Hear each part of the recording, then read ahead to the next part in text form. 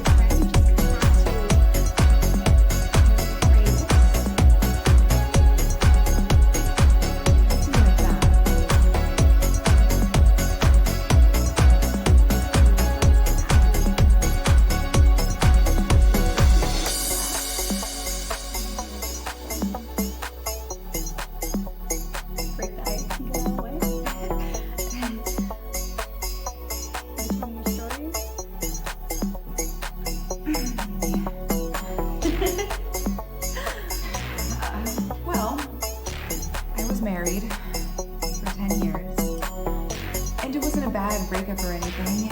It was good. We were just more like friends by the end, and I needed something more.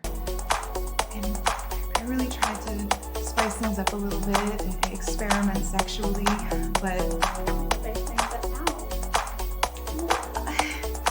she wasn't really into it. But it was cliche stuff.